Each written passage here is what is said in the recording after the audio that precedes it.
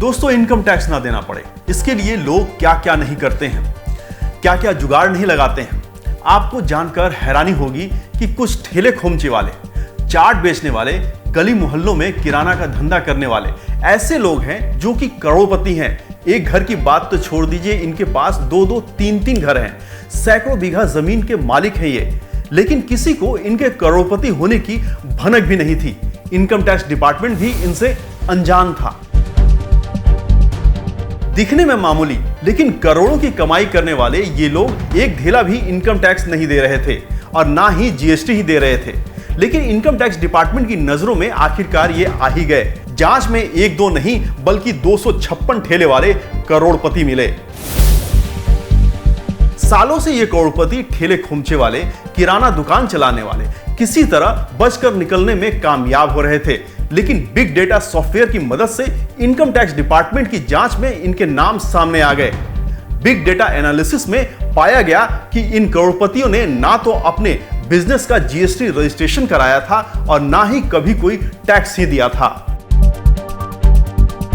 Big data software से 65 किराना दुकानदार और दवा दुकानदारों के नाम झट से सामने आ गए, जिन्होंने भारी कमाई के बावजूद जीएसटी रजिस्ट्रेशन नहीं कराया था। अकेले कानपुर में इनकम टैक्स डिपार्टमेंट ने 250 ऐसे लोगों की पहचान की जो करोड़पति थे, लेकिन आज तक एक पैसा भी टैक्स नहीं दिया था। ऐसे लोगों में सब्जी बेचने वाले, दवा दुकानदार, किराना दुकानदार और सफाई कर्मचारी भी शामिल थे।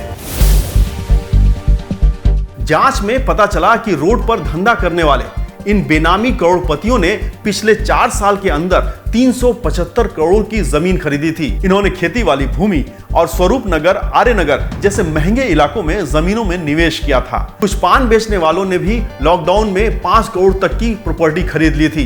इन्होंने ये प्रॉपर्टी अपने रिश्तेदारों के नाम पर खरीदी। इनकम टैक्स डिपार्टमेंट से बचने के लिए इन्होंने कोऑपरेटिव बैंक या फाइनेंशियल स्कीम्स में निवेश किया था। इन बेनामी करोड़पति ठेले खोमचे वाले, किराना का दुकान चलाने वालों ने अपनी आय और संपत्ति छुपाने में भरपूर चालाकी दिखाई। लेकिन कहते हैं ना कि चोरी कितनी भी बड़ी क्यों ना हो, एक दिन पकड़ी जरूर जाती है। इन्होंने अपने रिश्तेदारों के नाम का इस्तेमाल करते हुए प्रॉपर्टी बनाई जरूर, लेकिन डॉक्यूमेंट्स में अपने पैन कार्ड का इस्तेमाल कर बैठे। केवल एक प्रॉपर्टी में पैन कार्ड और आधार कार्ड आते ही इनका भेद खुल गया और ये इनकम टैक्स डिपार्टमेंट के हत्थे चढ़ गए। दोस्तों, इन बेनामी करोड़पतियों की जानकारी इनकम टैक्स डिपार्टमेंट को बिग डेटा एनालिसिस से मिली।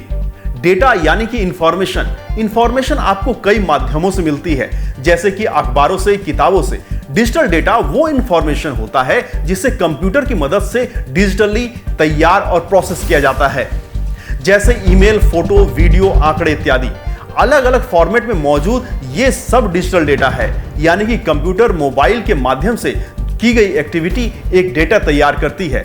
बिग डेटा डिजिटल डेटा का वो रूप है जो आकार में काफी बड़ा होता है, इतना बड़ा कि इसे ट्रेडिशनल एप्स और एप्लीकेशन के माध्यम से संभाला नहीं जा सकता है। भारत जैसे देश में अगर डिजिटली डेटा इकट्ठा किया जाए तो यह काफी बड़ा आकार ले लेगा। इसीलिए बिग डेटा एनालिसिस की मदद से सालों से आंखों में धूल झोंकने वाले बेनामी करोड़पति इनकम टैक्स डिपार्टमेंट की जद में आ गए। वैसे ये पहली बार नहीं है कि कानपुर के इन बेनामी करोड़पतियों को पकड़ा गया है। इससे पहले 2016 में भी सड़क पर ठेला लगाकर खाना बेचने वाले दर्जनों लोगों को जांच में पकड़ा गया था। इन्होंने 60 करोड़ तक की आमदनी इनकम टैक्स से छुपाई थी। मुझे उम्मीद है कि आपको ये वीडियो पसंद आया होगा।